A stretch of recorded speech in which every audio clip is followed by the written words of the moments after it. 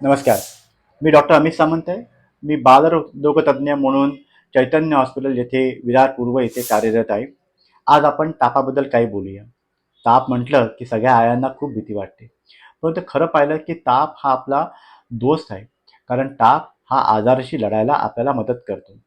आपल्या शरीराच्या जी defence mechanism आहे रोगाविरुद्ध, जी रोगप्रतिकारशक्ती आहे त्याचा तो हिस्सा आहे. त्यामुळे तापाला घाबरू नका. कधी घाबरायचं? ज्यावेळेला आजार गंभीर असेल त्यावेळेला घाबरायचं. तर तुम्ही म्हणाल की आता आम्हाला कसं कळणार की माझ्या मुलाचा आजार गंभीर आहे की नाही? सर्वप्रथम मुलाचं वय.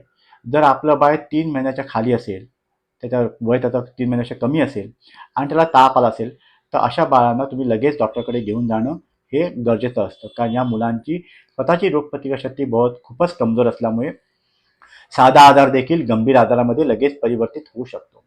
3 महिन्याच्या खालच्या मुलांना ताप आला लगेच डॉक्टरकडे घेऊन जा.